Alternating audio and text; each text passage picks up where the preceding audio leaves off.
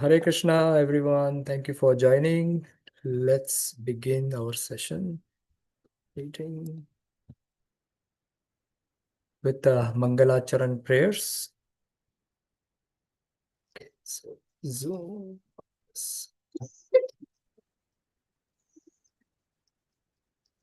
Hare Krishna Prabhu, we are on the way. Sorry.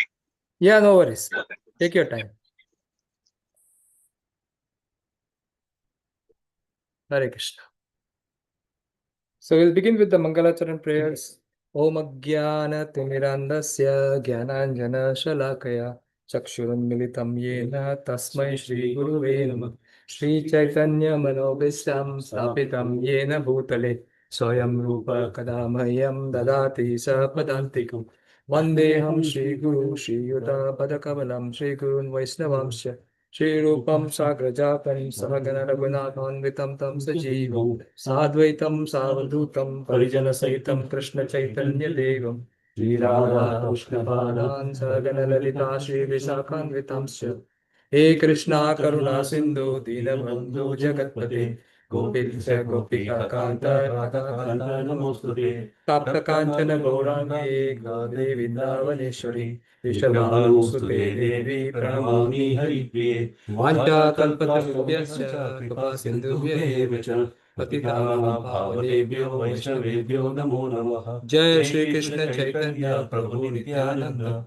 Shri Advaita Gadadhara Srivasadi Gaur Bhaktavrinda Hare Krishna Krishna Krishna Hare Hare Hare Rama Rama Rama Hare Hare Om Namo Bhagavate Vasudevaya Om Namo Bhagavate Vasudevaya Om Namo Bhagavate Vasudevaya Narayanam Namaskrityam Naram Chaiva Narottamam Devim Saraswatim Vyasam Tato Jayamudirate Srinvatam Swakata Krishna Punyashravana Kirtana Vidyantasto Vyabhadrani Vidunoti Suruchitam Nashtaprayeshu Bhadreshu Nityam Bhagavata Sevaya Bhagavati Uttama Shloke Bhakti Bhavati Naistiki. Hare Krishna. Thank you all for this. Thank you, Prabhu. Welcome to the discussion group.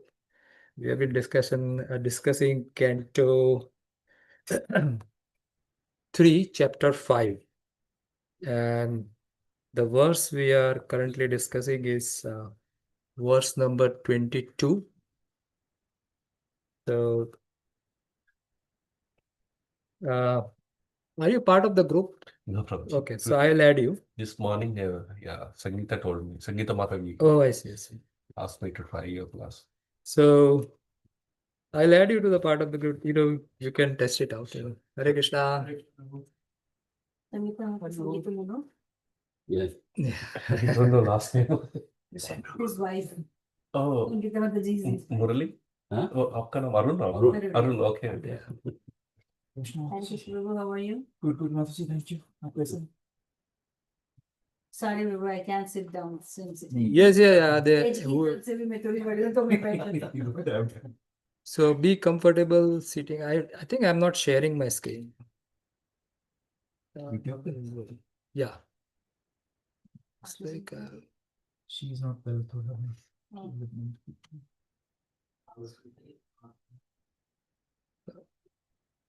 share.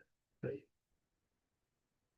Okay, because this is how I know that bar comes in. Hide floating controls. Okay. This is old one. Live.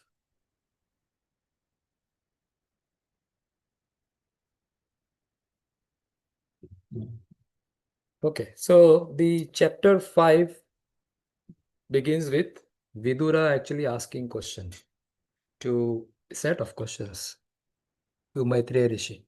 This we discussed in the previous session in details, so you are aware of it.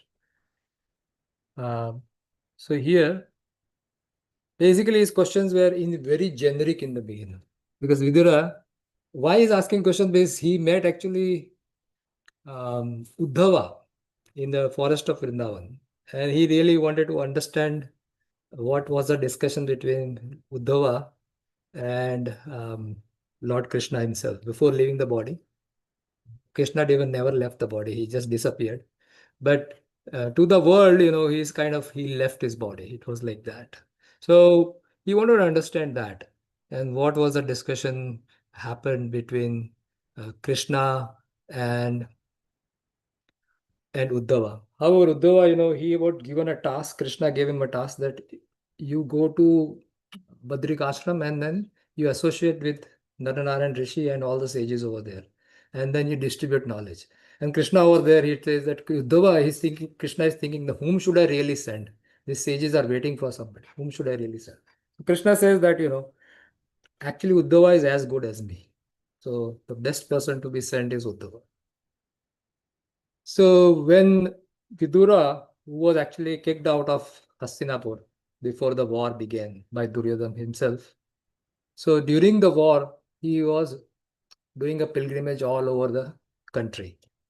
And, he heard when he went to Dwarka, he heard that, all the Pandavas are alive, but all the Kauravas were killed. And Krishna also left this planet. So he decided to go to continue his journey. And when he was in Vrindavan on the bank of Yamuna, he met Uddhava. And then he started discussing about Krishna, and finally he asked about question that did Krishna really, he knew, but he still asked the question, did Krishna really leave the planet? His answer was yes. Unfortunately, the son of Krishna has descended.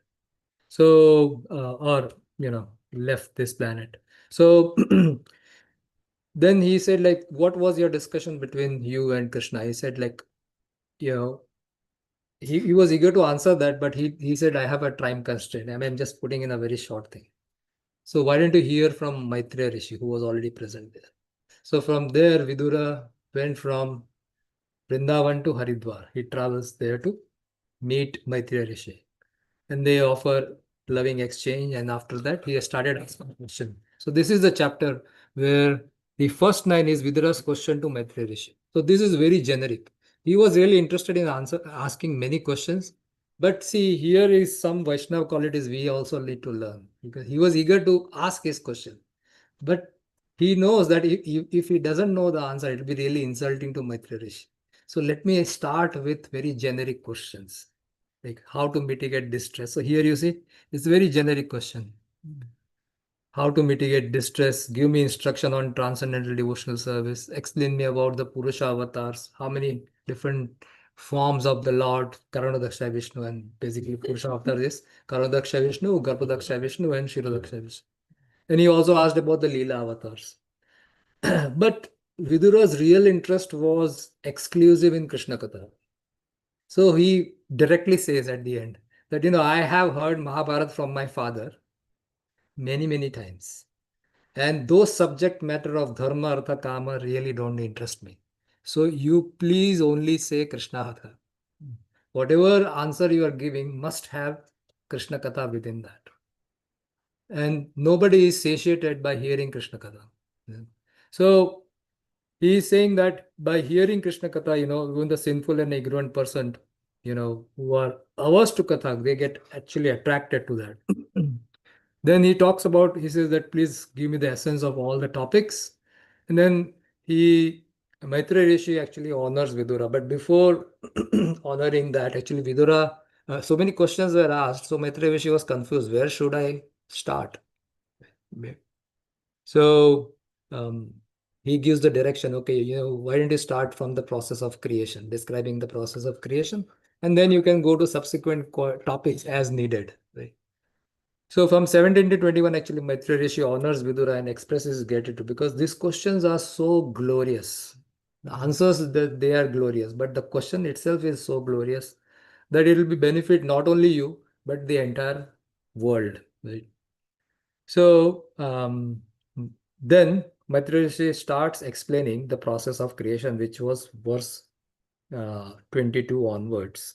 So this was the verse which we discussed partially in the last session. And this verse has a term Yogamaya in the Doesn't refresh there. really?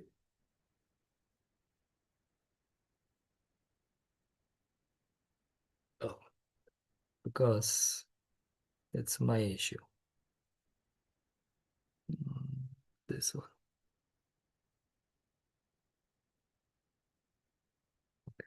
Was in different screen. Here it is. Now you see things are moving. Okay. So Maitreya Rishi start explaining the process of creation. Right? And in the process of creation, as we know, that there is no role of Yogamaya in the process of creation, but he's still using the word Yogamaya. Right? So when we read Shastra, right? Now, eventually, all of you are going to read Shastra on your own. Right? So there are certain things which must know how to read Shastra, because the meanings in Shastra is not at one level. Right? Prabhupada explains in one level, but there are multiple meanings of each and every verses. So therefore, in the discussion, we also talked about the different energies of the Lord. In the previous session, we talked about the different Shaktis of the Lord. And we went deeply into the subject matter of Visuddha Sattva. Right? And then another topic which I want to cover today is Shabda Vritti. So, how do we, when we study Shastra, how do you understand the meanings of each word? So, this is very important because this is especially important when we are studying any Upanishad, because Upanishad, the words are not direct, or Vedanta Sutra.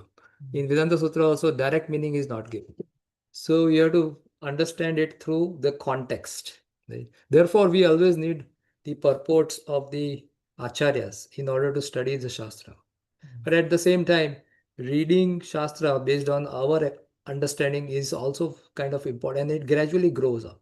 So here, Sri Chaitanya Mahaprabhu, in Chaitanya Charitamrita, in many of the discussions, he is talking about these things of Shabda Vritti. What is the importance of this term Shabdavritti, and then eventually I'll take you this discussion to Bhagavatam 10th canto also.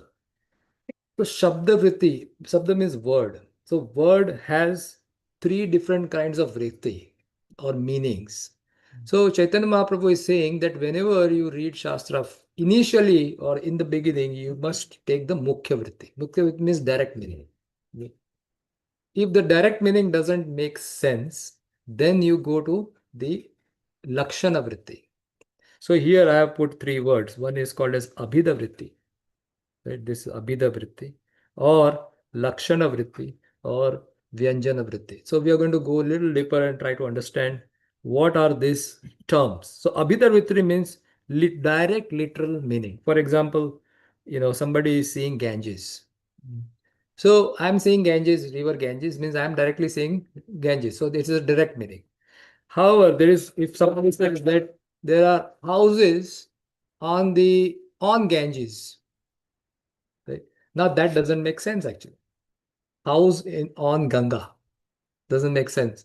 So the meaning is actually we can extend the meaning to say, oh, house on the bank of river Ganga. It cannot be on the river Ganga itself, right? Or sometimes you say your face is a lotus. Right? So we say, or his face is moon. So that also doesn't make sense because face cannot be moon.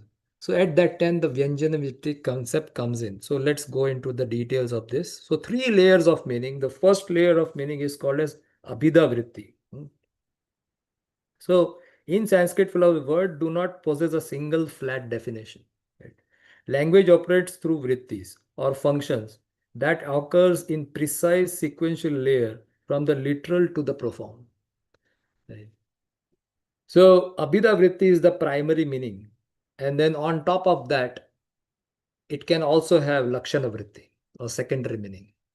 So I'll give you an example that, Sridhar Swami, later on it will come. I'll give the verse also from Chaitanya Charitamrita.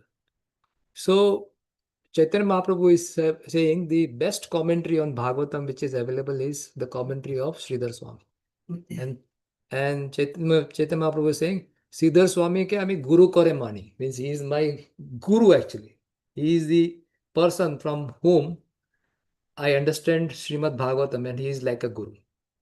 So that is Sridhar Swami. So why Chaitanya Mahaprabhu liked Sridhar Swami? Because he always focused on the Abhida Vritti. And only where it is required, then you go for a Lakshana Vritti, which is secondary or contextual meaning. And then third is a poetic meaning. The word can have poetic meaning also, right?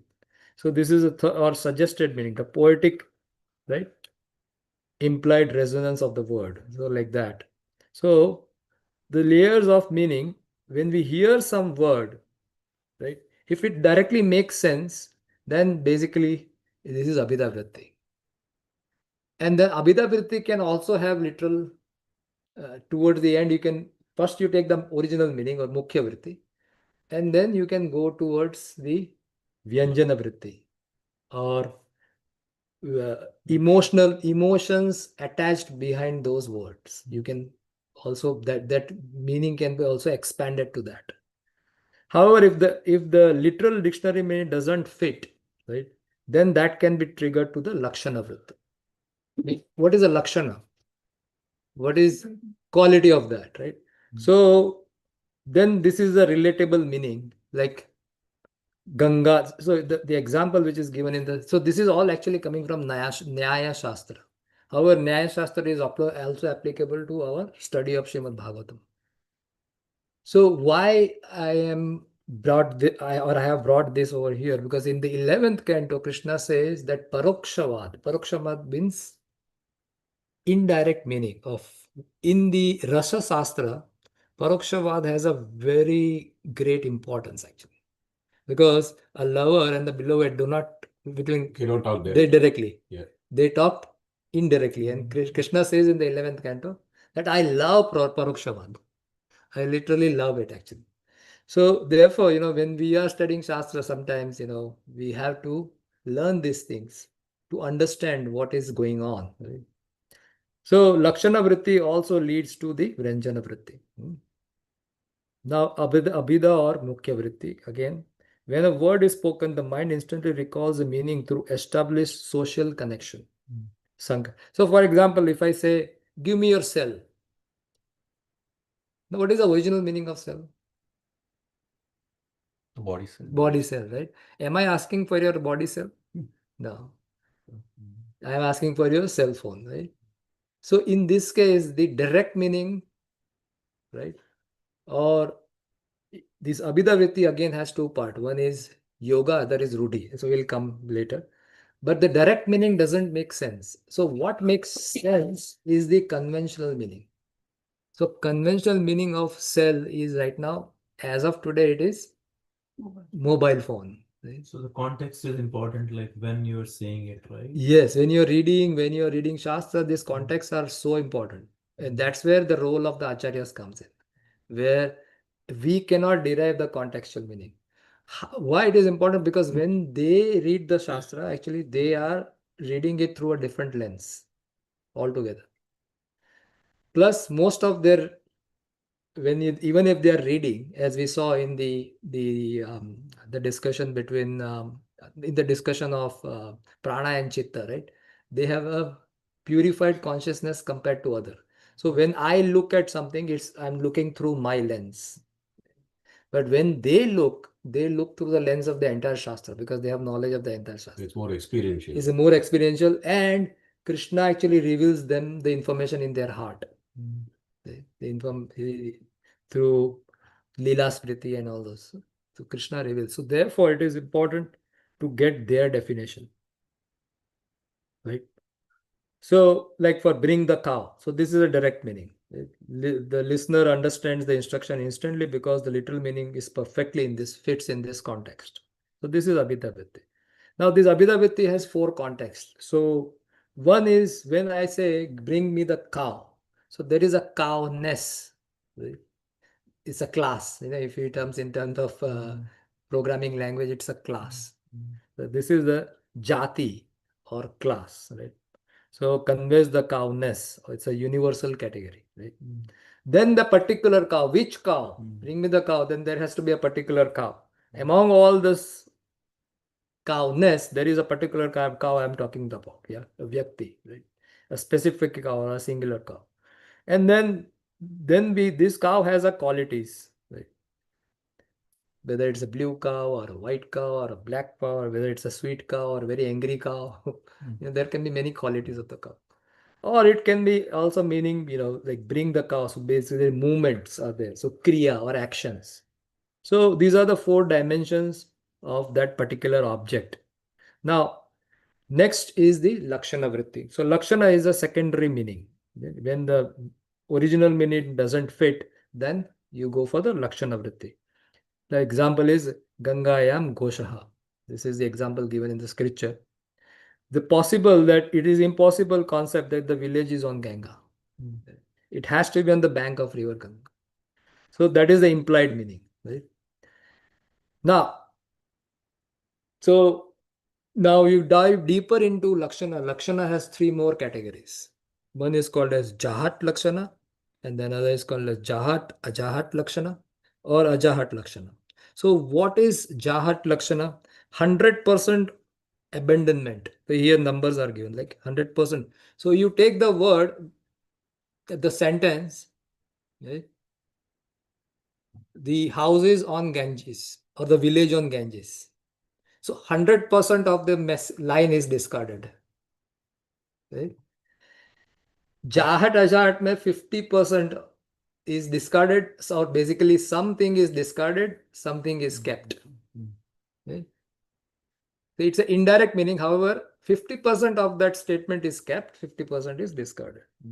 In Ajahat Lakshana, there is no abandonment. In fact, there is an addition. So for example, examples of the given over here, 100% is removed. So the village on Ganga. So this is where the 100% of the meaning is discarded, and it is understood that it is village on the bank of river Ganga.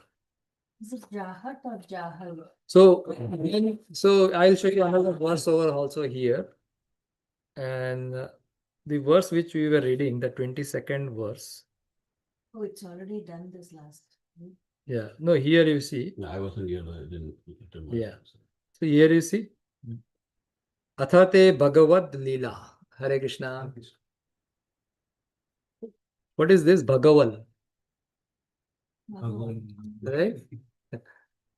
Can I move So, there? yes, please. Or you can sit on the sofa if somebody's. Yeah. So this T is actually when L is there, it is replaced by T. So Jahat. So actually Jahat, Ajahat, Vritti, like that. So when you search in the Veda base, you will see Jahal. Right? So Jahal, Ajahal, Lakshana. But actually it is Jahat. In pronunciation, it is Jahat, Ajahat, Lakshana. So in the Jahat, Ajahat, Lakshana, part is abandoned, part is remained. So for example, Tattvam Asi, right? So call it you are that, right? That's the meaning. But there is so much discussion on this. So portion of What is that, that? yeah, what is that, right? The portion of that is kept by our Vaishnava acharyas that qualitatively we are equal to the Supreme Lord. However, quantitatively we are different. Right? So something is kept, something is removed. Third one is Ajat. So here the example, the red runs fast. Now what red? So they add a word. Now nothing is removed, but something is added. So to keep the literal meaning, something is added to it. Right? So what is added? The red horse. So horse is added. Now it makes complete sense. The red horse runs fast. Right? So I guess So- that's where the context comes from. Yes. Because That's where the context of the so you acharya. can't just add horse. Yeah, I cannot say. The red tortoise runs fast, right? Because that will be a meaning which doesn't make sense. So Acharyas gives the meaning there. It's adjective. Yeah. So this is the spectrum of Lakshanas Vikti. And then the next one is Vyanjana Vritti. So Vyanjana Vritti basically means poetic meaning. So Did you take this class last week? no, this is first. Can you go back? I'm Yes, little yes. confused with that. Which one? Can you explain this Jahat, Ajahat? The three.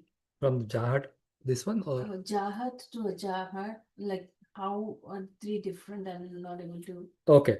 So in this Jahat Lakshana, there is a complete abandonment of the meaning of that statement. You form a complete new meaning. Like you say, village on Ganga, Gangaya Gosha. So this is a meaning, right? Gangayam Goshaha means river on Ganga. Sorry, village on Ganga. Right? So you abandon the entire meaning and say it's not village on Ganga, but it's village on the bank of Ganga. Because village on Ganga doesn't make sense. That's the literal meaning. That's a literal meaning. So you throw away the entire literal meaning and say village on the bank of Ganga. So can we take the same sentence Hmm. and move to the next levels? No, Because because I'm not able to correlate Red Horse and Ganga, and it's confusing to me. Mataji is saying that if you take the same sentence, can we put it no, because in this statement we are removing the entire meaning, but in other statements we are not removing the entire meaning. Part of the meaning we are keeping, part of the meaning we are removing, which doesn't make any sense. Right? So that is why this has like three categories. The Lakshana Vritti has three types of categories. But Prabhu, इस वाले में भी on this one also you're not completely amending because you're still maintaining the village. Yeah, you see, otherwise the whole context is gone, right? It will change the base is what?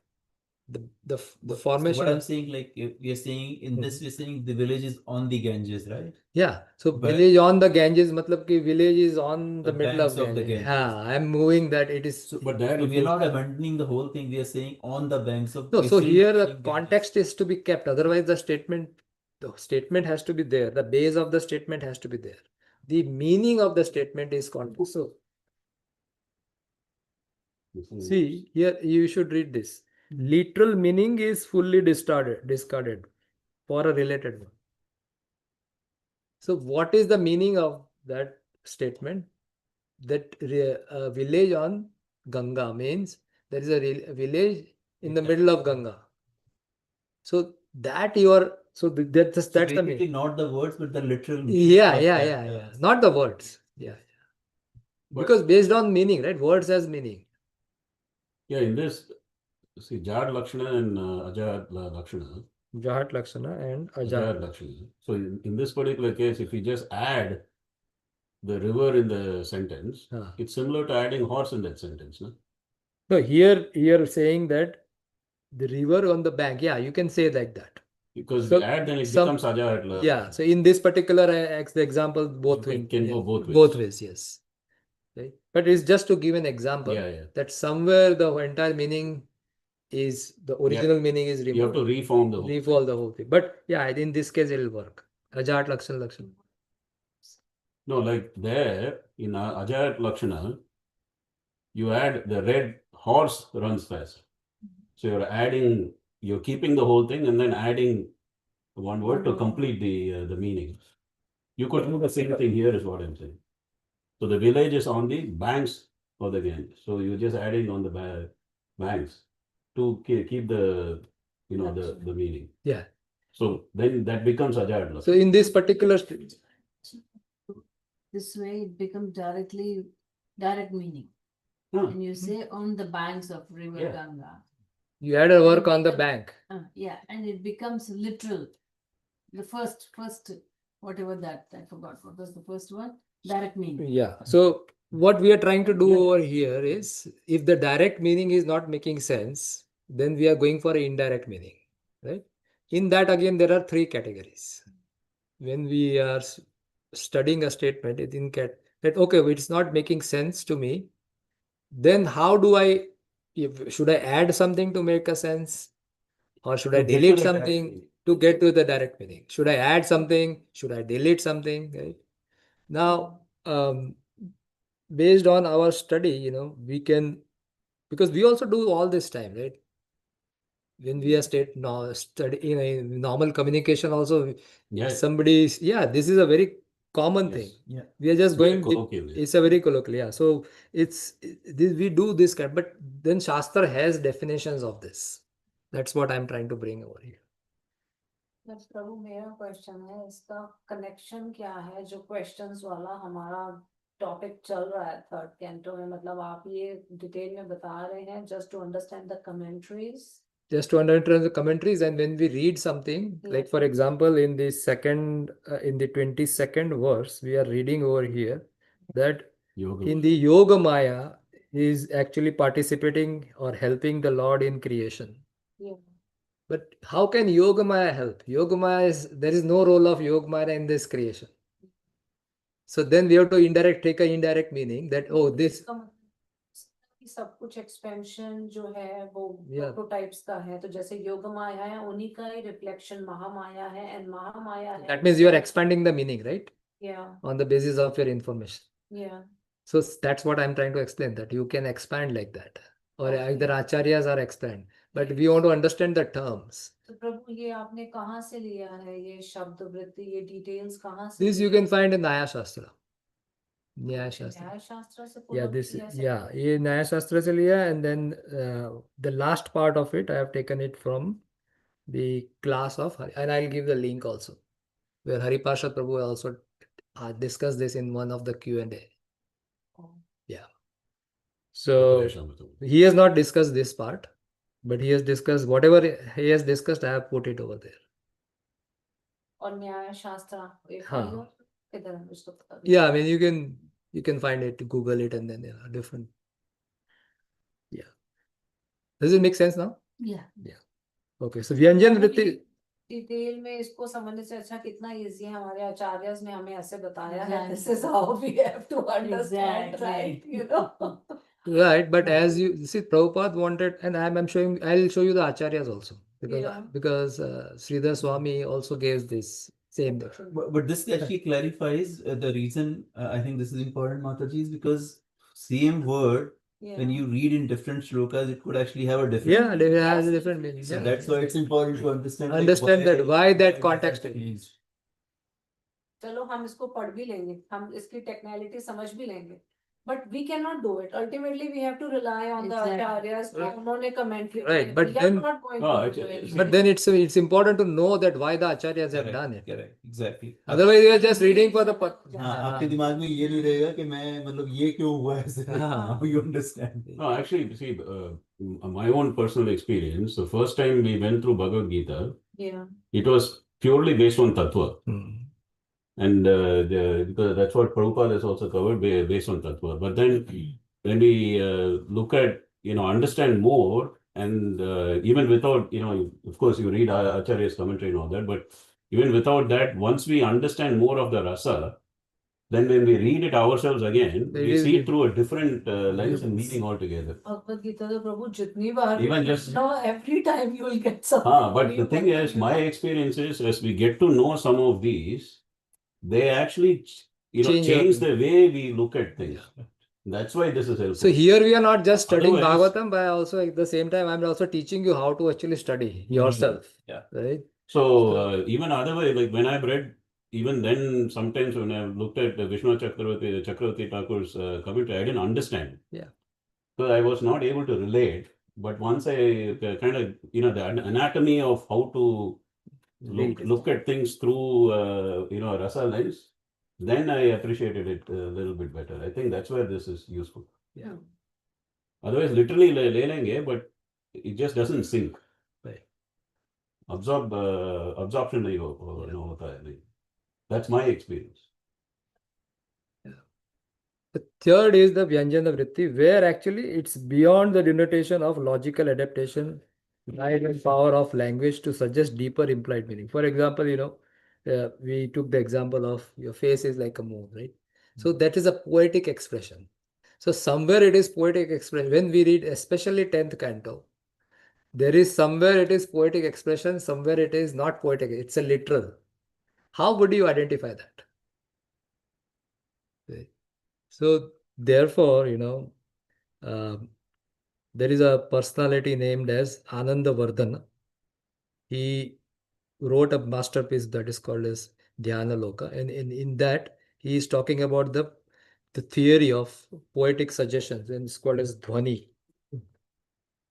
So I don't want to go into too much detail of this in poetic description, but basically the statements which produces emotions and feelings behind that statement. So in this case, it will be like, why her face is lotus? Yes, Then those because qualities come. exactly. So then, softness, purity, charming beauty, all those layers then come out. So poets, when they write, when you read, when Sukadeva Goswami, especially 10th canto, when he's describing Krishna, and in other literatures, when Krishna is described, then all this beauty is, one has to realize those words and, meditate upon those words to go deeper, that, okay, Krishna is doing this and he's looking like this, Radharani is looking like this. So therefore, they might use this poetic expression, and that time, this meaning has to be understood in terms of Vyanjana Vritti. Right. So that these deeper feelings are not defined by the words, nor their logical adaptation. They are conveyed through Vyanjana, of poetic reverberation. Okay. So it's also like how Harishori he explains like Damodar Leela, for example. Yes. The milk boiling over, and he says the milk is committing suicide. Yes. That is also Vyanjana Vritti, Vritti, right? That he is looking at it from that from point of that view. Yeah. Vritti. Yes. He is looking from this Vyanjana Vritti. Yeah. So, then there is Rasadvani, there is Alankar. I'm not, going into go to details of this. However, basically there are three layers, and the same statement actually can be viewed through different vrittis. First is the moon has risen, right? So Abhida vritti is a physical celestial body, has ascended, right? Now, when you go to the Lakshana vritti, then contextual adaptation, That is the answer to your question. night has officially begun. In the third way, the highest one is like the emotion suggests of romance, calmness, and aesthetic beauties of the night. That's what I wanted. Yeah. Take one Same sentence and sentence. then Yeah.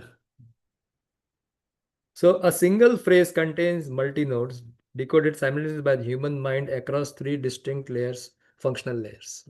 So depending on your understanding, you could actually have a literal meaning. Yeah. They mentioned. So therefore, Shastra Poets is are in that mode. they are in. we start from here, Yeah. but as we progress and as we get purified, then some of these things are actually revealed in our heart. So ultimately, this matrix tells us that how is a linguistic function is the Abhida means primary function, is Lakshana is secondary, Vyanjana is poetic suggestion, right? And what triggers the condition that default states literally fits when the literal, in this case Lakshana, when it literal meaning fails or contradicts, then you use the Lakshana vritti. And then Vyanjana is of course in a poetic sense. And this is a dictionary meaning, this is relatable contextual meaning, and this is more emotional and aesthetic depth. Right? An example is given of three of them. So Chaitanya Mahaprabhu, his points were like Chaitanya Mahaprabhu, begin with Chaitanya Mahaprabhu. Chaitanya Mahaprabhu, he says that always consider first thing as Mukhya Vritti. And this is the discussion between Chaitanya Mahaprabhu and Sarvabhauma Bhattacharya. When Sarvabhauma Bhattacharya spoke for 7 days, Chaitanya Mahaprabhu is saying that you are not giving the direct meaning, where even direct meaning is applicable. You are doing the secondary Lakshana Vritti. And the word Lakshana is used over there. That you are giving the secondary meaning of those statements because scripture is direct. Right? So the hierarchy Chaitanya Mahaprabhu is saying the rule is interpreter must first accept the direct literal meaning. And if only the literal is mathematically or logically impossible, should secondary meaning be applied. And sorry, आपका गला दुख जाएगा, आप यहाँ बैठ जाइए. No, then. Yeah, you can take the chair also. आप chair लेके भी बैठ सकते हो. No problem. I'm good proposal. Thank you. And the Vyanjana is that reveals deeper devotional truth only when grounded by the above. So in Gaudiya Vaishnavism, this strict procedural algorithm prevents interpreter from bypassing literal scriptures to invent speculative and baseless allegories. So this is Sri Chaitanya Mahaprabhu's opinion, right? Now, when Chaitanya Mahaprabhu met Vallabha, so this is from the Antya Leela, chapter 7. He he met Vallabha Bhatta or Vallabhacharya, and Vallabhacharya said that, I wrote a commentary better than the Acharya, Sridhar Swami's commentary. So that time Mahaprabhu says him very directly, Sridhar Swami Prasade Bhagavata Jani. Sridhar Swami means he is Jagat Guru Sridhar Swami Guru Karamani. I consider myself a Guru. And he actually chastised him. So Sridhar Swami is the spiritual master of the entire world. Because by his mercy we can understand Srimad Bhagavatam. I therefore accept him as a spiritual master. So he mostly focused on the direct meaning, Abhida Vritti or Mukhya Vritti. And Sridhar Swami over here in the 10th canto, 87th chapter, first purport, he writes and he gives, and we can read it. He gives a very elaborate idea about these meanings, and that's where Srila Siddha Swami elaborately analyzed this problem in terms of traditional discipline of Sanskrit poetics. We should consider that words have three kinds of expressive capacity or shabdavrittis. These are different ways of word refer to its meanings, distinguished as mukhya vritti. So he calls his abhida vritti as mukhya vritti, or lakshana vritti or gauna vritti. The shabda vritti term mukhya is the primary, literal meaning of the word. This is also known as abhidas. So he is indicating that a word's denotation or dictionary meaning. Mukhya vritti is further divided into two subcategories. Mukhya vritti is, I said earlier that it divides into two categories. One is called as yoga. A primary meaning is called as rudhi when it is based on conventional usage, like for example, cell. So what is the meaning of cell today? Phone. Right? What is the original meaning of cell? Is the cell in the body. Right? So that cell, battery को ही बोलते हैं sir. हाँ battery को भी बोलते हैं, right? That's why it is called the cell phone. Yeah. Because of the battery. So that is a rudhi meaning. And yoga is the original meaning. Right. Right? So that is original meaning or ontological meaning. So the yoga is derived from another words meaning in the regular etymological rules. Right? The original word meaning of this, the word cell or whatever it is basically the yoga meaning. So Abhida Vritti has two parts. The yoga is the original and Rudy is the Conventional. Conventional or current meaning or Current meaning is conventional. conventional. No, the other way In around. the usage. No, Original is Rudy. no. No, the primary meaning is called Rudy when it is No. When it's based on conventional usage. Okay. For example, the word go or cow is an example of rudi.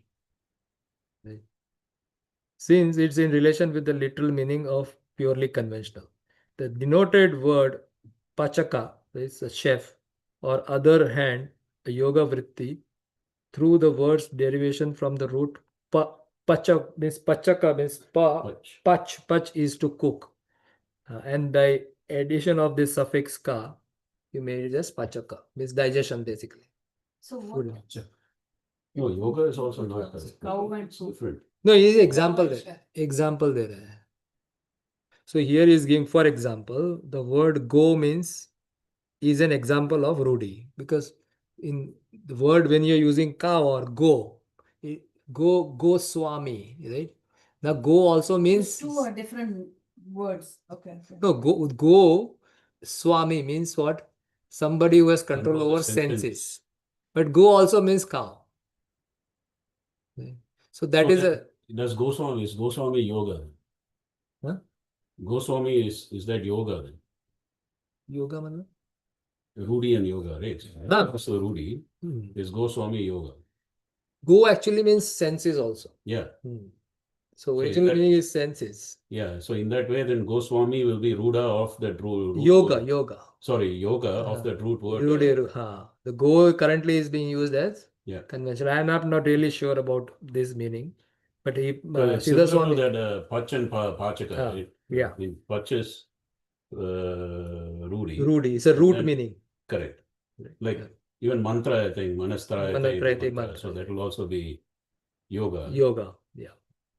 So there is a root word, and then we need to understand that the root word has currently different meaning. And the example which I'll take it from the next page, I'll take the example from Hari Parshad Prabhu's Yeah. class. He discusses that. So besides its mukhya vritti or primary meaning, a word can also be used as a secondary or metaphorical sense. So here now is coming as lakshana. This usage is called as lakshana. So Mataji, now this is directly from Siddha Swami, right? So it is important. That's why he also puts that. So this is all in Chaitanya Charitamrita. No, this is 10th canto 87 chapter verse 1 purport. Oh, Sri Swami's Bhagavatam. Yes. Bhavartha Deepika. Bhavartha Dipika, yes. The rule is that a word should not be understood metaphorically if its mukhya vritti makes sense in a given context. Only after the mukhya vritti fails to convey a word's meaning, lakshana vritti be justifiably presumed. The function of lakshana is technically explained in the Kavya Shastra as extended reference, pointing to something in some way related to the object of the literal meaning. Right. So in Kavya Shastra, as we saw, Vyanjana.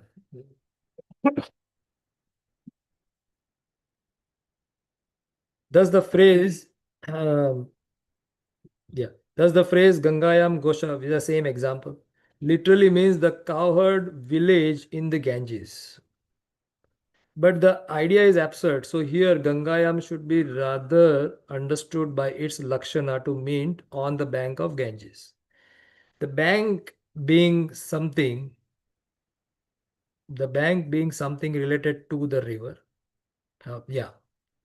In the bank of Ganges, the bank being something related to the river because it is on the bank of the river, right? Gauna Vritti is a special kind of Lakshana. So here he is separating out the Vyanjana Vritti as Gauna Vritti, where the meaning is extended to some idea similarly based on the qualities. For example, in the statement Simho Devadatta means Devadatta is like a lion.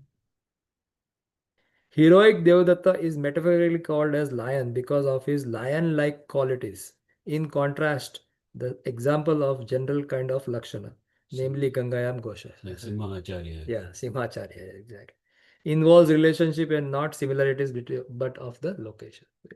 So basically, it means that the words denote certain meaning, but you can extend it to depending on the context. So here now this is explained by Haripashad Prabhu, and I have put the link of YouTube. Here down I have put the link where this question was asked. So currently when you say Kirtana, right? The word which was being asked was Bhajana and Kirtana. Bhajan. Right? So when I say Bhajana, what is the meaning of Bhajana according to you? Bhajan means basically Kirtana. Bhajan mean मतलब कोई भी गाना गाना मेरे ख्याल से कीर्तन is two or more या संकीर्तन is two or more. Sankirtan is two or more. So in the conventional meaning, bhajan is nothing but kirtan.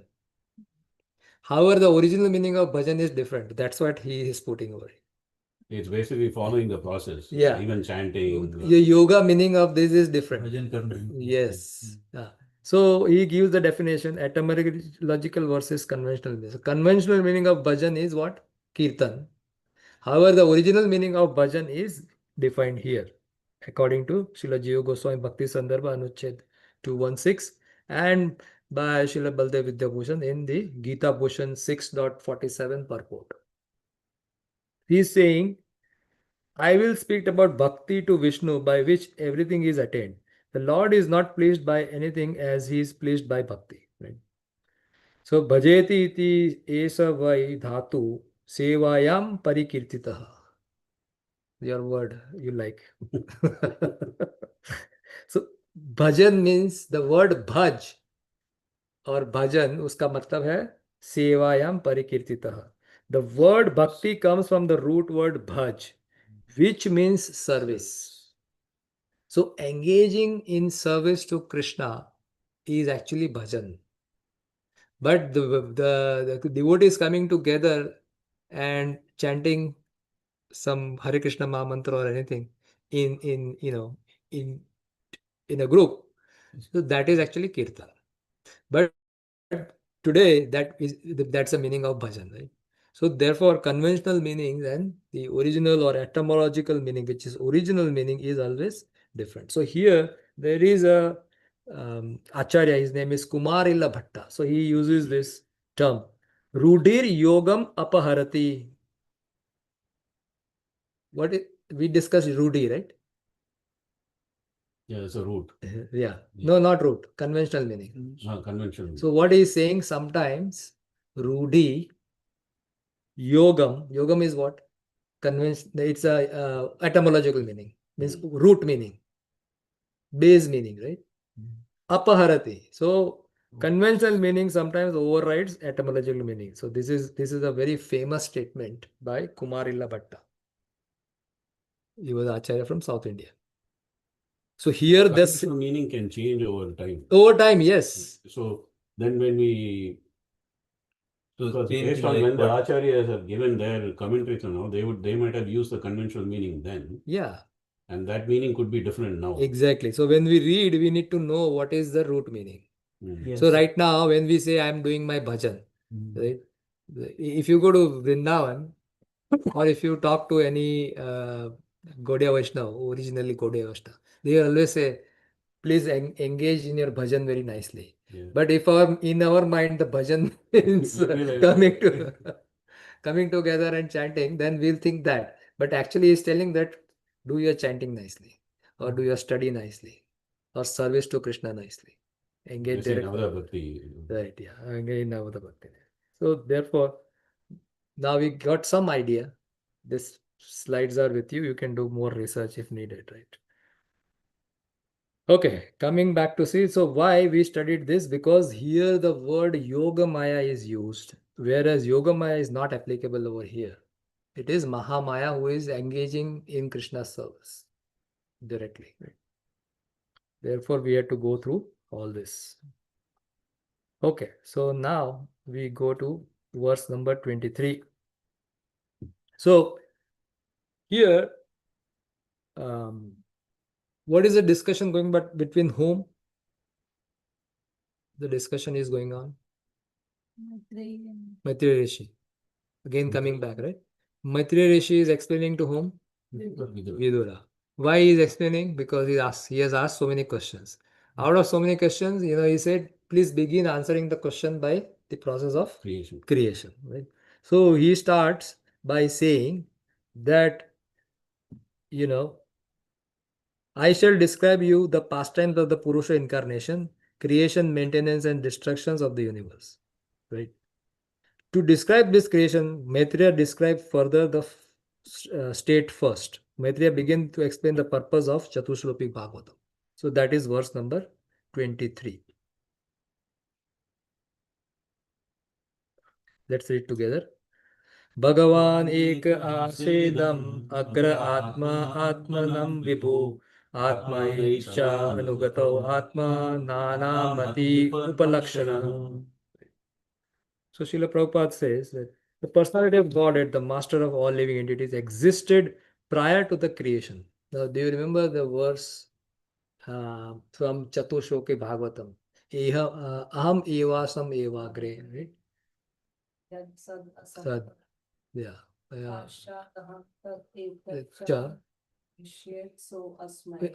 Yes. Very nice, Mataji. So he's saying the personality of Godhead, the master of all living entities, existed prior to the creation as one without the second. And it is by his will only the creation is made possible again and again. Everything merges into him. This supreme self is systemized by different names. So Bhagwan alone existed prior to the creation, and before the creation he existed. While the creation is going on, he's there. After the creation is done, then he's still there. Right? So this is what is explained in this verse 20, in verse number 23. So in the purport, Srila Prabhupada talks about the purpose of Chatushloki Bhagavatam. Now, where this Chatushloki was spoken? In the second canto, 9th chapter. Why it was spoken? Because Brahmaji asked several questions. Right? So, one of the questions is Brahmaji is asking how this creation is done, who existed before the creation. So, he asked several questions. So, Bhagwan himself, as Lord Vishnu, he first of all he gives the darshan of the entire spiritual world. And then he gives this explanation about himself and how to see this world in relationship to Krishna. And if you do not see things in this world in relationship with Krishna, he is saying that you are in Maya. Right? Then he describes there are different processes to attain the Lord himself. And out of all the process, bhakti is the best. Right? And the bhakti should begin with the sadhana bhakti. So one must start this bhakti process by engaging himself in the sadhana bhakti process. And then he says, and Acharyas, especially Srila Vishwanath Chakravarti Thakur, he explains that, all the other processes. So basically there are, how many processes there? There is karma yoga, right? Yes. Yeah. What is the third one? Ashtanga.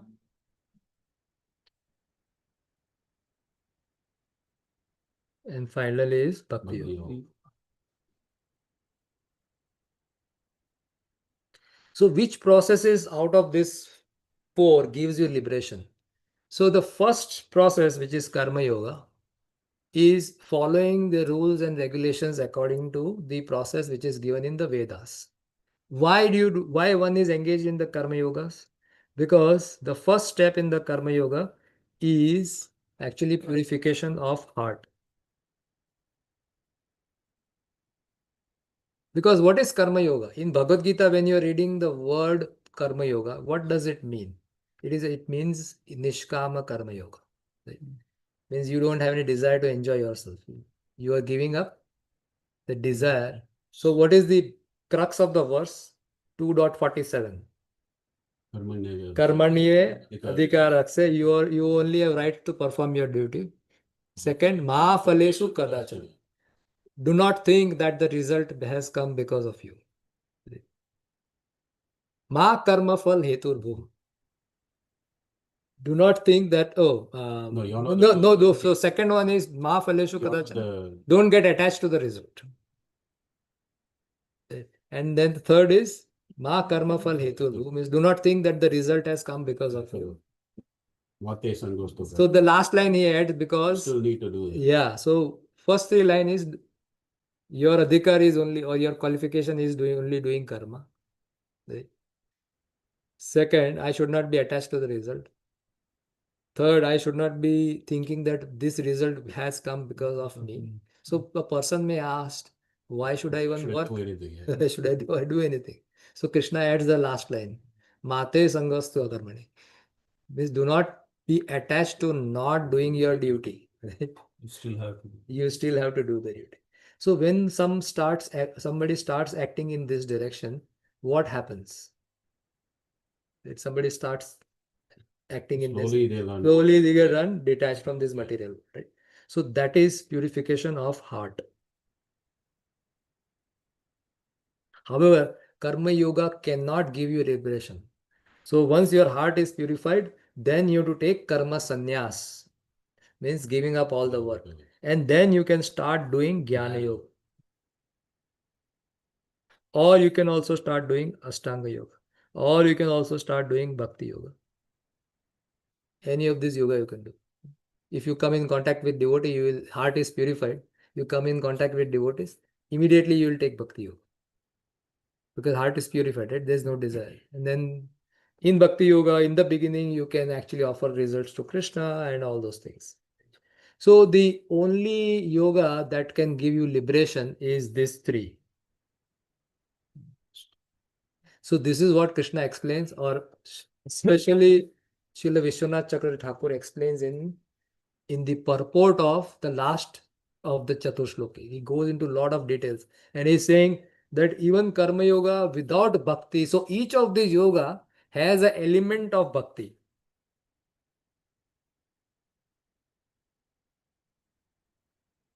each of these yoga has element of bhakti.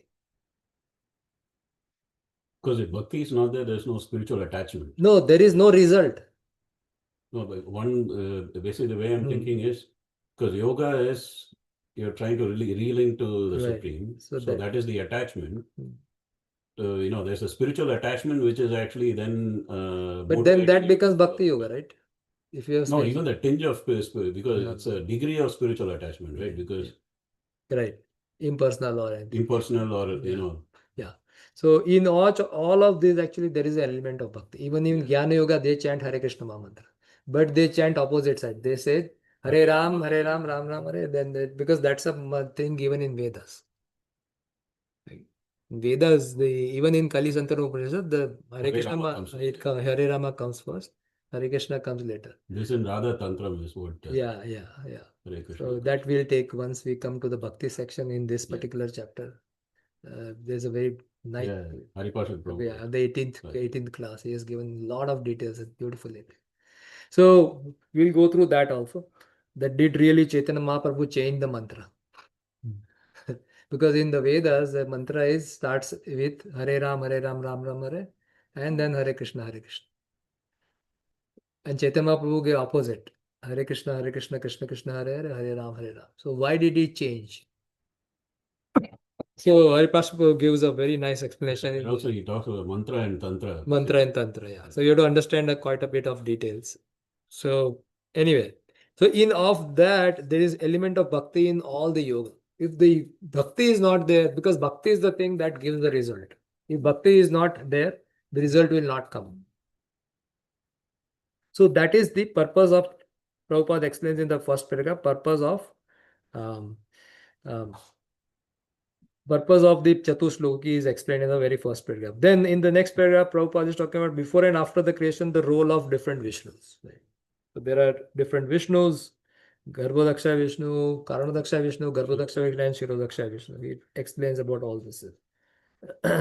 So this is what Srila Prabhupada is explaining. And Srila Vishwanath Chakravarti Thakur in his commentary, Sharata Darshani Tika, he is saying that because the word Yogamaya is used earlier, right? So he's saying that first I will begin to describe the pastimes of the Purusha avatars. In answer to your question in verse 5, I'll describe the subject of creation, maintenance, and destruction, which are made powerful by Lord's material Maya. Right. So he is clarifying over here. It is not the Yoga Maya. And then he gives a special aspect of Lord's Swarup Shakti is Yoga Maya. Right. And we talked about Swarup Shakti and all these things in the previous class. Right? Different energies of Krishna. The Antaranga Shakti is the Swarup Shakti. It is explained in the Narad Pancharatra that the Maya arises as a portion of Yoga Maya. So what you are saying is given here. That Mahamaya is expansion of Yoga Maya. Ultimately, they are all expansion of Srimati Radharani. Right? So that is explained over here.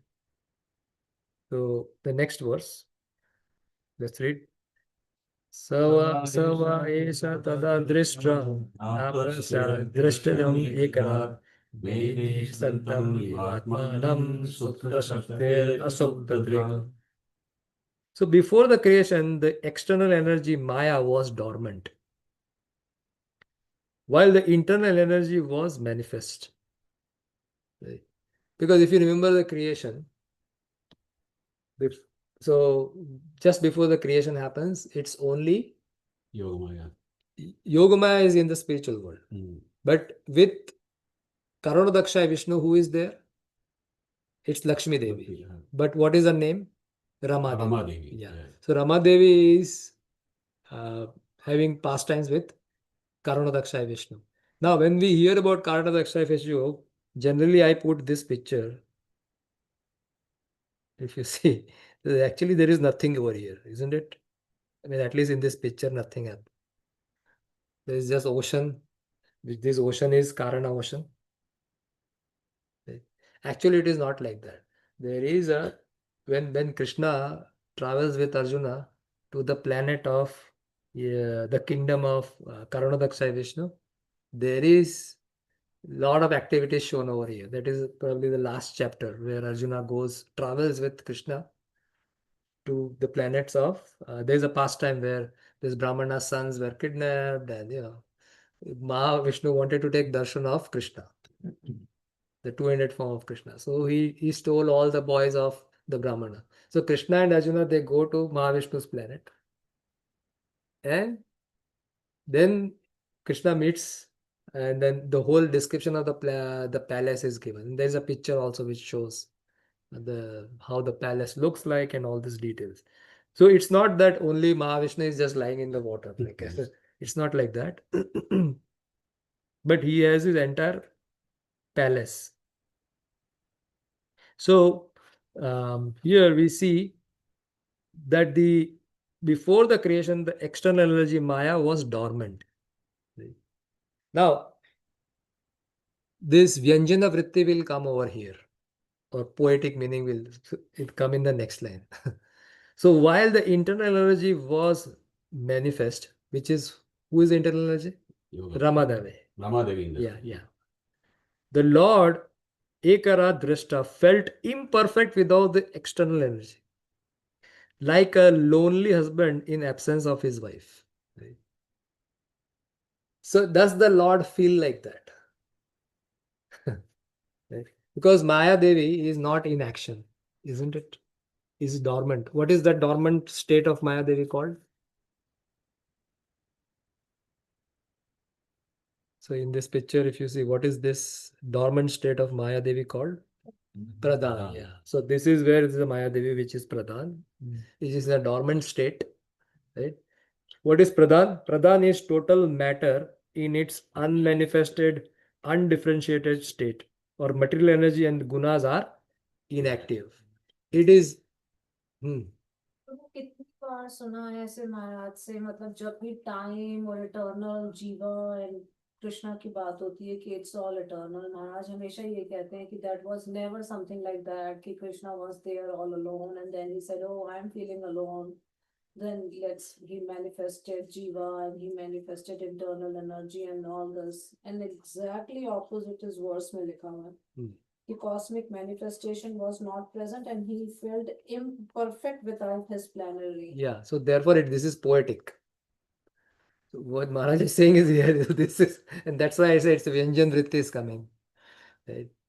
So for doing certain tasks, we need certain things. Right? Yeah. But So वो यही, sorry मैं आपको cut कर रही हूँ, but वो हमेशा यही कहते हैं कि it is eternal, it is beyond our calculation of time, so it's always eternal. Jiva is always there, everything is always there. right. So now how to understand? But why do we even talk of creation then, if it is? But it is Well, eternally happening. That's Yeah, the thing. yeah. Right? That's, No, but इस verse में देखो, आप verse का translation में लिखा है कि Krishna is feeling imperfect without his plenary and separated parts and parcels. but shouldn't be taken as literal. That's the whole point. It's Yeah, Vyanjana Vritti. this is Vyanjana Vritti, yes. So we need So to you understand cannot- the yeah, meaning yeah. behind the terms. And that's why I said that Vyanjan Vritti will come here. So in order to do the material creation, the Lord has certain roles and he begins the material creation. But in a poetic way, it is said by the Maitreya Rishi over here. Maitreya Rishi is speaking.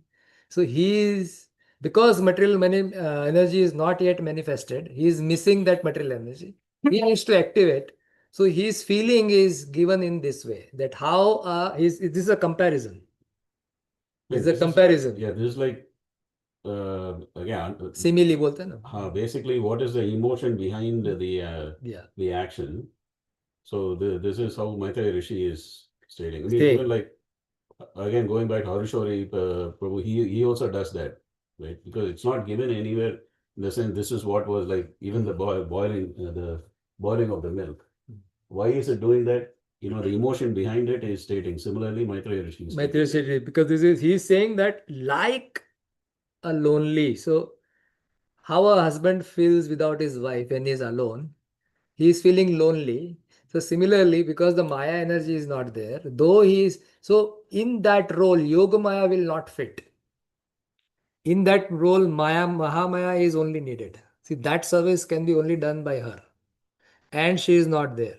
So that is the feeling of the Lord explained in a poetic expression, saying that just as a husband will feel lonely without his wife, similarly, दूसरा the ये Lord. तो कितनी बार सुना है, कितनी बार पढ़ा है कि Krishna has nothing to do with the external energy, and यहाँ पे ये प्रभु क्या विश्वनाथ चक्रवर्ती ठाकुर की commentary in the box Yeah, I 24 mean, before creation जो है, yeah, here ये है वन पुरुषा, ये रहा विश्वनाथ चक्रवर्ती ठाकुर। तो ऊपर वाला जो वो बॉक्स है वो कहाँ से लिया है आपने, जो भी अपन पढ़ रहे थे? हाँ, so वो that I have taken it from what is this? The Bhagavata Subodhani. किनकी है Subodhini? Subodhani is Gaurang Darshan. Gaurav Darshan. Yeah. So this is.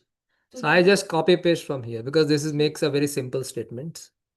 But ये भी तो कितनी बार सुना है ना कि भी Krishna has nothing to do with the material energy, and यहाँ पे मटेरियल एनर्जी को हस्बैंड एंड वाइफ का रिलेशन बताया है। Correct. But Krishna as Karana Daksha, Vishnu has everything to do with material because he's a Purusha Yeah. avatar. Right? So expansion of Krishna has everything to do, but Krishna has nothing to do. Yeah. So that way we understand. Right? So even Vishwanath Chakravarti Thakur also he explains the same thing over here. See, he is saying that he, the possessor of Maya, who was sleeping, and the possessor of the spiritual consort, who were awake, considered himself non-existent without her. Yeah, so it's pretty much similar meaning. And I think Srila Prabhupada has also given the similar explanation over here. This is Srila Prabhupada's. So the way Prabhu, you are kind of first class. So we are reading from multiple commentaries. We are reading from commentaries of Srila Prabhupada, Srila Vishwanath Chakravarti Thakur, and Srila Jiva Goswami, wherever there is a difference. So the verse in a simple way it is explained, and this is taken from the Bhagavata Subodhani. And then we have the verse, we read the verse, and then we have this picture to give an idea what is going on. Gaurang Darshan. उन्होंने किताब लिखी है, उन्होंने ये सब लिखा है। आयु नबे पूरा 10 कैंटो तक लिखा Yes, for Bhagavad Gita as well as Chaitanya Charitamrita. Chaitanya Charitamrita. It gives you the summary. And I जीवी के अपने ये भक्ति शास्त्री के डायरेक्टर हैं, Yeah. Very young, yeah, right? yeah. Lots of books. And जो यहाँ पर आते हैं टेम्पल में, उन्होंने ये लिखा है प्रभु। Yeah, this is amazing work because this gives us if we don't want to read Bhagavatam, we just read this sequentially. It's the Subodhini, so then you get the entire idea. And it's a very simple words and very nicely done, and the link between one verse and next verse, very nicely done. What's the name, Prabhu? Bhagavata Subodhini. Yeah, here you see. No, the writer. Gaurang Darshan. Gaurang Darshan. This is a Kindle version, so you can get it Kindle version. And it's very cheap, like $2-3. Each book is there. PDF भी है उसका। PDF भी है, हाँ। PDF मेरे पास नहीं है, but वो तो संस्कृत के बहुत ही स्कॉलर आएंगे। yes, he's a very really amazing devotee. He has a lot of kids books as well. Yeah, he has a lot of kids Yeah. books. Yeah. So in the purport, Prabhupada talks about that the Lord is the only seer and he felt incomplete. He felt somewhat insufficient, like a husband feeling lonely in the absence of his wife. This is a poetic simile. The first paragraph itself. Then Prabhupada talks about the purpose of creation. Right? Now, what is the real purpose of creation? To give chance to the living entity to get out of the cycle of birth and death. This is the real purpose of this creation of the material world. Like what is the purpose of creating a jail? It's a correction facility. Similarly, the material world is a correction facility. The Lord wanted to create this cosmic manifestation to give another chance to the conditioned soul who were dormant in forgetfulness. The cosmic manifestation give the conditioned soul a chance to go back home, back to Godhead. So we can practice bhakti in this material world, right? Because the spiritual world is at the already perfected place. So this is a place where you again come and then practice bhakti and then go back to home, back to God. So that's what pretty much is explained in this purpose of creation. Now, Srila Vishwanath Chakravarti Thakur, in his commentary, he says this can also refer to a collective jiva. Okay. So let me read a line before that. So he's talking about this is a poetic convention like the householder feels non-existent without a wife. Hmm. This can also refer to a collective jiva. So he has some different opinion now. Mm. Who existed only in a subtle form, Atmanam, within himself and would later become visible. Yeah, all the jivas within. Within the Supreme Lord, right? So the jivas, because they cannot act, right? Within the body of Mahavishnu, they cannot act. So the acting is now compared to the feeling of the husband missing the wife. Mm. Though they existed, he considered them as non-existent at that time.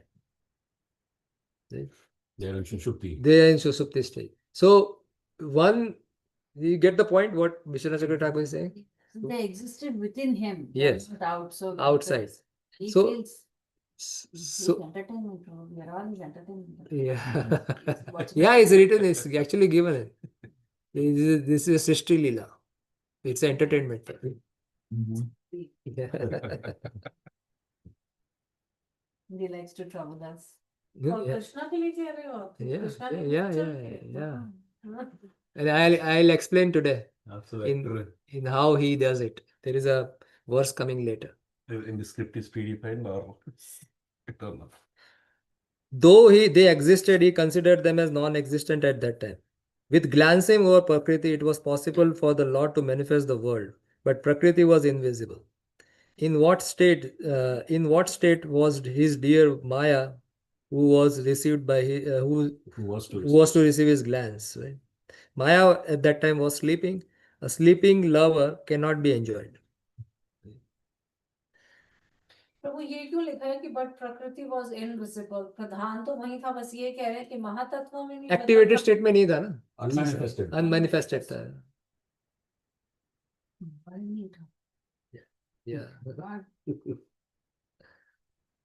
Okay. So you can read later. It's this same point being discussed. Okay, verse 25. Savaiva samdrishtu shakti asadatmika maya namahanga yedam nirmime vibhu. The Lord, the perfect seer, Samadrashtu, through his agency of Maya, which works as both cause and effect, Sad Asad Atmika, creates the entire material manifestation. So this, whatever is now going to happen is cause and effect. Something will be cause and you'll see the effect. Now the effect will become the cause for the next Yes. effect. So So, this is, Prabhu, till now we have done all the creation and everything. This the same thing, right? Yeah. So it's repeating again. yes, but for a different purpose. Yeah, yeah. Yeah. So some of the things which will be added over here is not there in Canto 2, Chapter 5. What we studied earlier. Canto 2, Chapter 5, according to our Acharyas, Vishwanath Chakravarti Thakur, he says that is the most correct.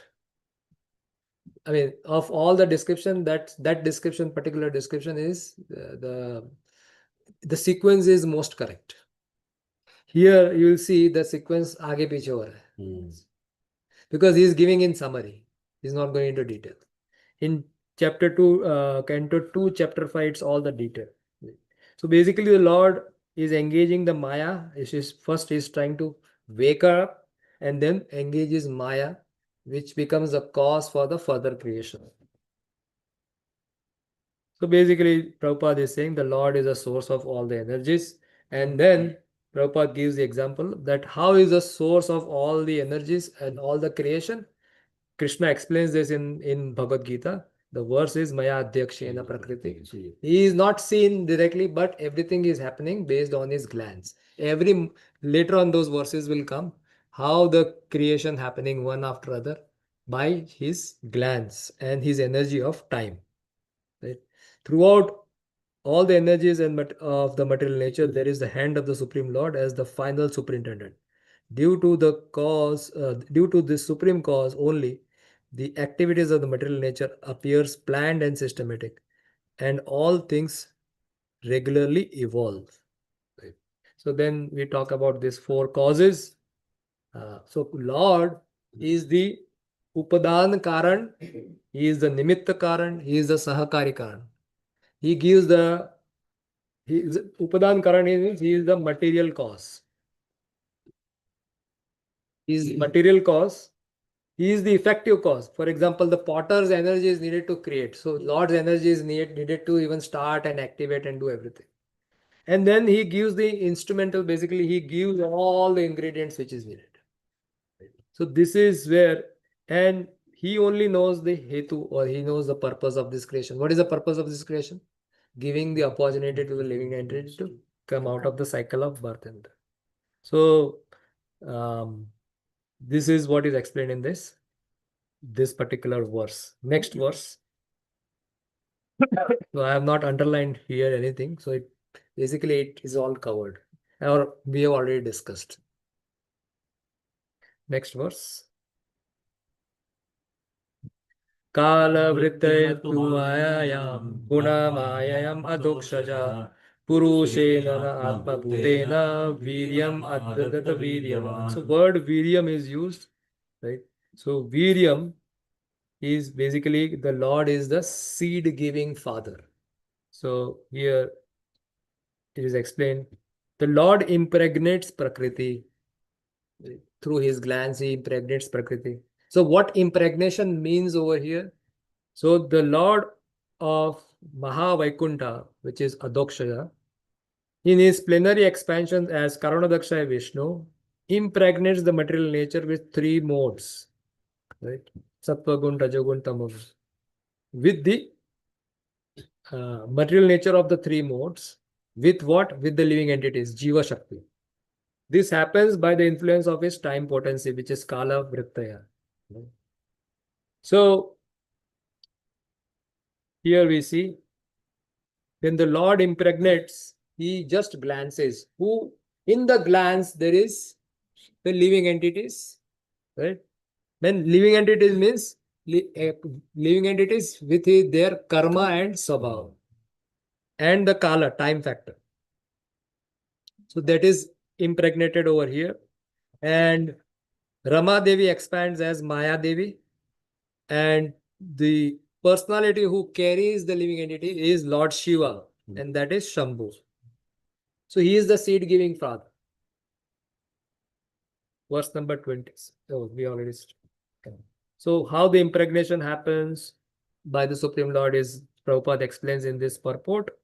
We'll skip that. We have studied that many times.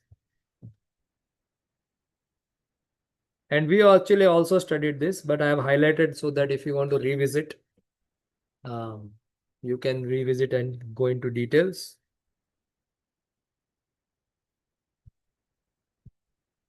Okay. So the word which I want to explain over here is, by his Swamsa portion, the first Purusha, the controller of the Maya, he placed the Jiva Shakti. So what is Swamsa? So Krishna has various expansions. So therefore, Krishna's expansions are, the first three expansions of Krishna are Swayam Rupa, and then Tadekatma Rupa, and Avesha Rupa. This we studied. But this Swayam Rupa again has two portions of it. Two types of Swayam Rupa. One is Swayam Rupa, other is Swayam Prakasha. So Prakasha Vigraha, if you remember, we discussed this in the beginning of Canto 3 about the Prakasha expansion of the Lord. So when the Lord expands in this world as in Vrindavan, a Prakash form actually of the Lord descends here. And not only in this universe, but in every universe. There are so many universes. So when the Lord, Swayam Prakash usko bolte, the Lord descends as Prakasha Vigraha. And this Prakash Vigraha are simultaneous expansion. So even not only Lord, but the Vrindavan Dham. So Prakash Vigraha is exactly same as Krishna in Goloka Vrindavan. A copy of that comes into each and every universes, and they are called as Swayam Prakash. So therefore, Vrindavan over here and Vrindavan in Goloka has absolutely, there is no difference. Therefore, Krishna, when he comes once in a day as Brahma in this world, he expands himself as Prakash Vigraha, which is Swayam Prakash. That's what my mom keeps saying always in all the avatars. Krishna avatar is Purna avatar. Hmm. She always says Full. Full avatar. he is the avatar, the Purna avatar. Yeah. So what really descend is this Prakash Vigraha. Now, another expansion of Krishna is Tadek Atmaruka. In Tadek Atmaruka, there are two kinds of expansion. One is Swamsa, and from Samsa, all these Purusha avatars actually expands. So if you see over here, from Samsa, this is all Purusha avatar. All the 6 categories of avatars. So Purusha, Leela, Manvantar, Yuga avatar. Right. Then there are 2 more. There are actually 6 categories of avatar. Manvantar avatar आ गया, Leela avatar, and Satyavesha avatar. Satyavesha avatar, yes. And there is Satyavish avatar. That is Oh, just- Nietzsche. Huh? Nietzsche. Avesha avatar, Satyavesha is there. Yeah. Satyavesha is Satyavesha. category. So if they say Leela avatar means there is a specific name to the avatar or how? No, the like The Ram. different links. Yeah, Ram and all are called. Yeah, they- That's they- what I'm- Because they're Okay. yeah. they are performing Leelas. Right? Links. So Rama avatar is a Leela avatar. Narsimha. मुझे समझ नहीं आया शक्ति नीचे क्यों है आवेश रूपा में प्रभु So okay, so here there is a little difference in which in Chaitanya Charitamrita it is given, and there is a difference in which Srila Rupa Goswami has given in the Laghu Bhagavatamrita. Right. So Laghu Bhagavatamrita में this Swamsa avatar के अंदर there are 6 categories of avatar, whereas Srila Krishnadas Kaviraj Goswami has separated the Avesha as one category of avatars. So this Avesha is Bhagavad Avesha or Shakti Avesha or Vibhuti Avesha. Or empowered. Yes. Avesha means empowered personalities. So like Prabhupada and all. Prabhupada has never claimed himself to be Avesha. He can, but what I'm saying is empowered. Vyasdev. Vyasdev. But our Vyasdev is actually Krishna himself. He is Krishna Dvaipayana. Yeah. He is not Avesha. But Parshuram is there. And then next one, the Vyasdev is going to come is, you know who is going to come? Ashwatthama. So he will be empowered as he will be empowered as a Shakti Avesha. Then he will be taking the role of Vyasdev.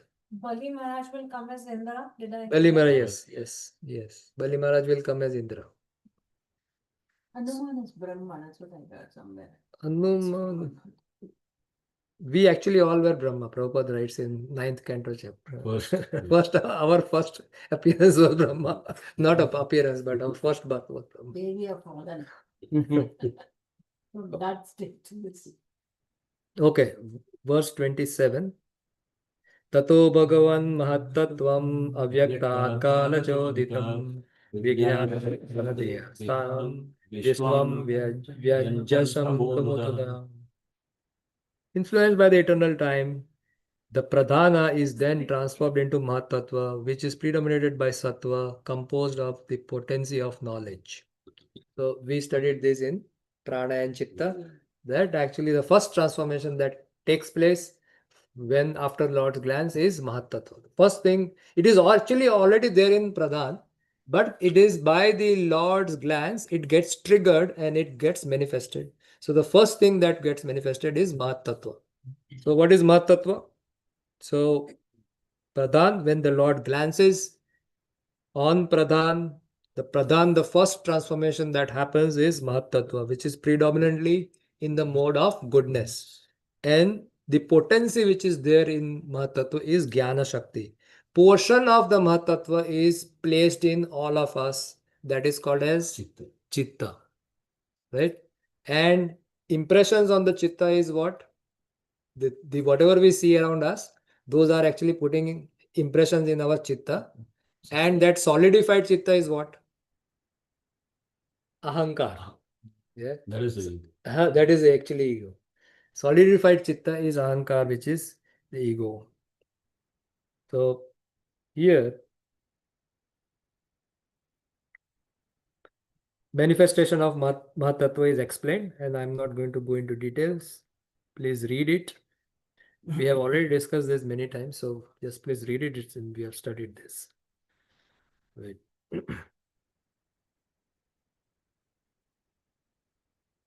Next, Mahatattva. Okay. So further transformation from Mahatattva. So Lord has actually glanced on the Pradhan. Then the first transformation that happens is Mahatattva, which is the universal consciousness.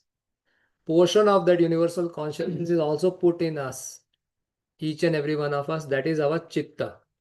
And in our Chitta, whatever experience we are gathering day to day, it is getting imprinted in our Chitta. And over unlimited lifetimes, that Chitta has become solidified and dark. And that is false ego. Correct? So, the next transformation from Mahatattva happens, which is not discussed over here, is Sutra Tattva, which is predominantly in the mode of passion. And what is that Sutra Tattva called as? Prana. So this is universal prana. Any movement happening in this universe is because of the prana. That portion of Sutra Tattva which gets into us is called as prana. And that prana vayu is divided into how many parts? 5 parts. The same prana acts differently and does different things. So it has got 5 different names: prana, apana, samana, vayana, and udana. Right? So these are all the combination of basically the Sutra Tattva. The universal consciousness is Sutra Tattva. Even the planets are moving because of Sutra Tattva.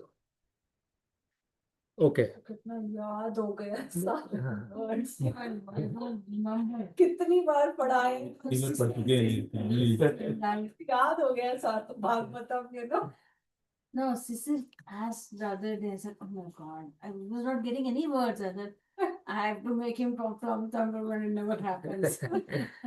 So Mahatattva is glanced upon by the Lord and transforms into Ahankar or Aham Tattva, false ego, which is predominated by tamas. The false ego is manifested in 3 phases: Adi Deva, Adhyatma, and Adibhuta. So now we are going to study this topic of Adhyatma, Adibhuta, and because this topic is discussed many times. So what that really is Interestingly, so when I was teaching in the Sunday school, so we were talking about the threefold miseries. Right? So Adhyatma, Adi Bhuta, and Adi Deva. And one of the Adi Gitika Klesha. I remember that just now. I remembered. Because I think Yoga said that. I think Huh? Yoga said it. I think. No, actually, I mean, it was Shiksha's Safin was there. Yes, it was. So they just coined it on the fly. It was Yeah. pretty funny. So this has a when we studied our SSR, right? At that time it was SSR, but now it is Discover Yourself. So in that we studied, the first thing we studied, not first thing, but we came across these terms: Adhyatma, Adibhuta, Adideva. What was the meaning of Adhyatma? Adhyatmika Klesha is Klesha. So that was in terms of Klesha. Klesha. So Adhyatmic Klesha is The misery is caused by my our own body and mind. Adi Bhautika is misery is caused by other living entities. entities. And Adi Deva is misery is caused by Other living the higher devatas.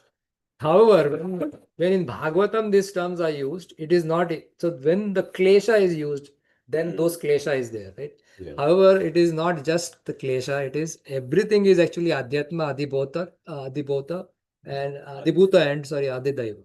So when we are studying creation, we need to understand what is Adibhuta. So Adibhuta is effect. What is a cause? So cause is Adhyatma, and there is a controller, which is the Adidaiva. Right? So even when we say that Ahankar or false ego, so false ego is our characteristic. The living entity is covered with false ego. Right?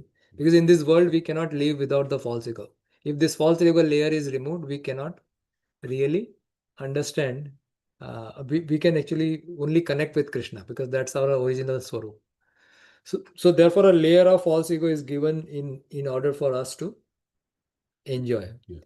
Now, it is not just our false ego, but that false ego has to be expressed in certain things, certain way, right? So for expressing that false ego, I need a mind, I need an intelligence, I need a body, I need hands, I need Sense legs, organs. all the senses, I need sense objects. So then all these things comes under the category of ahankar. Hmm. It's all these things comes under the category of ahankar, because all these things are needed for my ahankar to manifest. Yeah. Right? These are all the ingredients These are all the ingredients that is needed to enjoy. to enjoy. So these are all things comes under this ahankar, which is predominantly in tamas. Make sense? Yeah. Okay.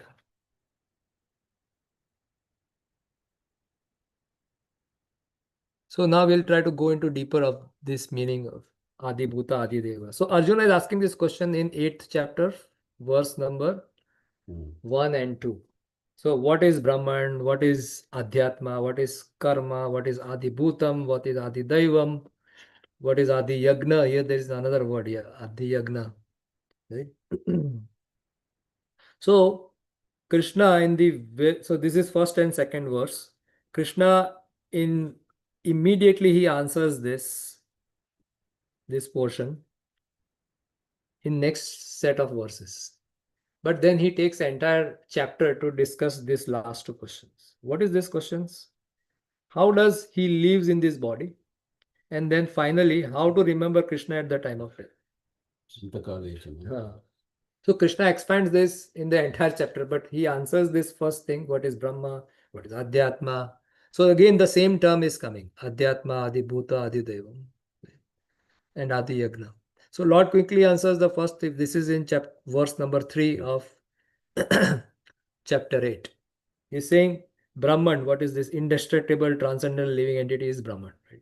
Then he's saying Adhyatma is the eternal nature of this. And then he's explaining about karma. And then he's saying Adi Bhuta is this material manifestation. And Adi Deva is the universal form. In this case, it's a universal form. And he's saying Adi Yagna is a super soul in the heart. Right? Because he accepts all the yagnas. So when the creation happens, the Lord who is doing the creation? Karanadaksha Vishnu, right? He is the person who is starting the creation process. So Karanadaksha Vishnu has to have a knowledge of how to create, isn't it? Mhm. Otherwise, how will he create? So the knowledge has to precede the manifestation. If I want to make a fan, I need to know how to make a fan. I need to know what is the purpose of making the fan, how it will be used. If I want to make a table or a chair or a code, in our case we write codes, right? We need to know what is the end goal. So there has to be a knowledge about what is the end goal prior to starting the work to be done. Right? So here it is said that to create anything like a fan or a watch, the knowledge of its function must exist prior to the creation. So then it is said that the Bhagwan or the Supreme Lord must possess absolute knowledge of the senses, their function before the universe is formed. He must know how the nose works, what is the purpose of nose, what is the purpose of eyes, what is the purpose of ears, what is the purpose of hands. He must know all these things. Otherwise, how can he create? So knowledge precedes the manifestation. This is the source of all engineering. Yes, source of all engineering. Yeah. So now the question is that the Supreme Lord is spiritual. How a spiritual person can make material things? Isn't it? He is completely spiritual, right? एक slide पहले वो था कि ब्रह्मन is living entity. हाँ, ये वाला Brahman is indestructible, transcendental, living entity is Brahman. Correct. Living entity को Brahman क्यों कहा हुआ है जबकि Brahman is made up of living entities. So No, so Brahman, if you, I don't know, Bhagavad Bhagavad Gita Gita, also, if yeah. you don't, if you have a Different Bhagavad meanings Gita, for Brahman is Brahman has a contextual meaning again. 4 meanings are given of Brahman, but there is more than that. So Brahman is living entities. Brahma Jyoti is Brahman. Then the living entities are Brahman. This material nature is Brahman. Yeah. Then the Mahatattva is Brahman. So like that, it's the living. So depending on where the contextual is used, we If you just read Brahman and we think Brahma Jyoti, then it can make the statement could be completely wrong. So Lakshana Vritti, right? They need to have a contextual meaning. So how the transcendence can be the origin of the matter? Because Bhagwan is, or the Lord is completely spiritual, is pure, supremely pure consciousness. How can a purely spiritual being create a material senses? Right? इसमें तो प्रभु कोई दिक्कत ही नहीं है, spiritual ही बनाते हैं material, problem होती है कि मटेरियल से स्पिरिचुअल कैसे जाए, right? No, that is different, but because he is completely spiritual, how can he make something material? Because he is spiritual. Yes. Right. So anything he will make will be spiritual. Right? So therefore, the Lord expands as Virat Purusha, which we studied in detail. Hmm. So this is a bridge. To bridge the spiritual and material, Bhagavan becomes macrocosm Purusha, the Virat Purusha. And then this Virat Purusha actually helps in the entire process of creation. Right? But the Prabhu question still stays there ना कि विराट पुरुषा भी spiritually होना चाहिए, right? Then how come he is material? Yeah, with the ability to that he can actually participate in material creation. So Lord empowers him. Because Lord doesn't directly participate. Like when we say even Karanadaksha Vishnu doesn't directly participates. The way he is participating in the process of creation is through the Virat Purusha. He expands as Virat Purusha, which has capacity. Like he himself expands as, of course, matter is one of his energy. Because if you see what are the different energies of the Lord, first three categories, if you remember the diagram, one is that is the what? Antaranga Antaranga Shakti. Shakti and Bahiranga Shakti. That's what are the three different Shakti of the Lord? One is Antaranga Shakti, Tatasha and Tatastha, and Bahiranga. Bahiranga. So that is actually Shakti of the Lord. It's Lord's potency only, but directly he doesn't he uses a third party. He outsources that to a third party, which is actually Virat Purusha in this case. So Virat Purusha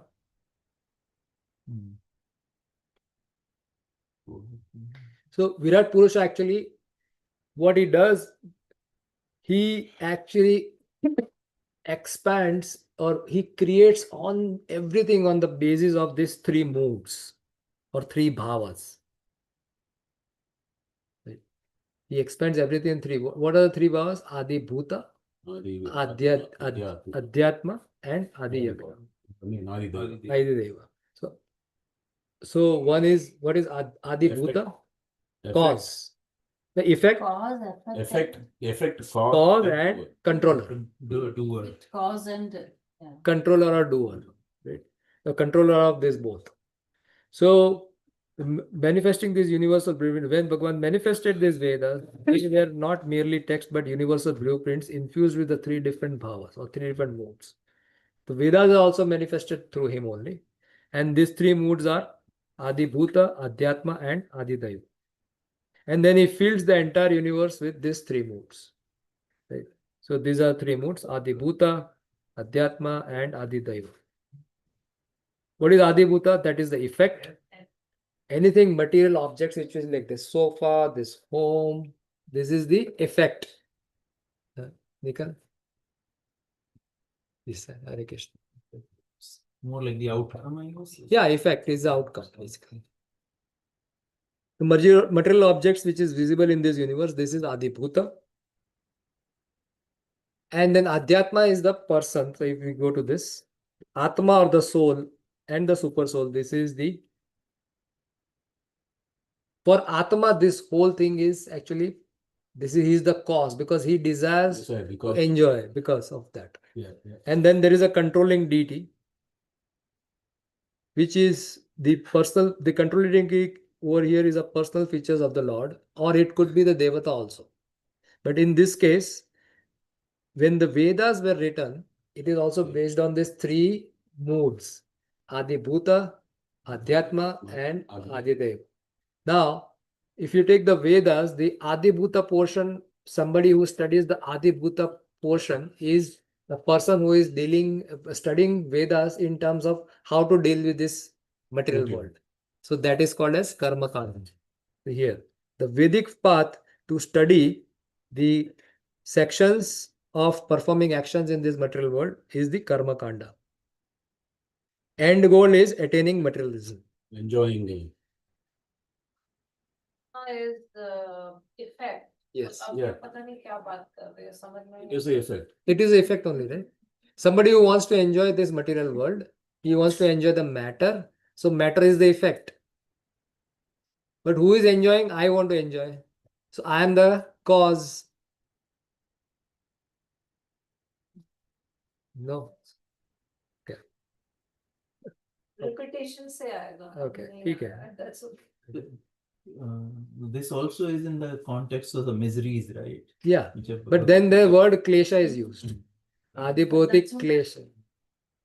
And that I was connected to the klesha.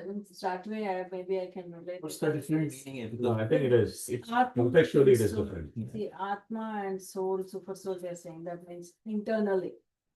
Klesha, when it comes, all the kleshas. But the way I'm thinking about this is in the context of The the creation. material creation. Yeah. The Atma of the material creation is matter. And the Bhuta is the living, The living entities. entities.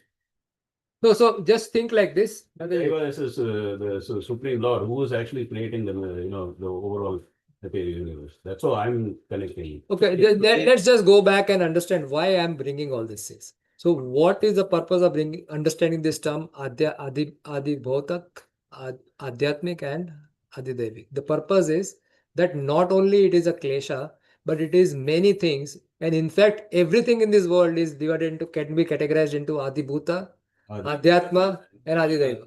Everything in this world, whatever, like everything can be in three modes. Hare Krishna.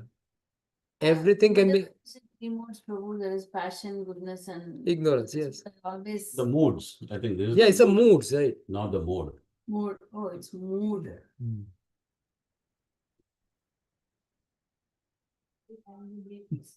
नींद आ गया आपको. I'm done. Yes. 3:55. Let's simplify it. Anything in this world can be categorized into three modes: Sattva gun, Rajogun, Tamogun. Yeah. Similarly, anything that you see in the manifestation can be categorized into Adi Bhautik, Adhyatmik, Adi Devik. Now, if you take anything, there is an effect, there is a cause, And and then there is a doer.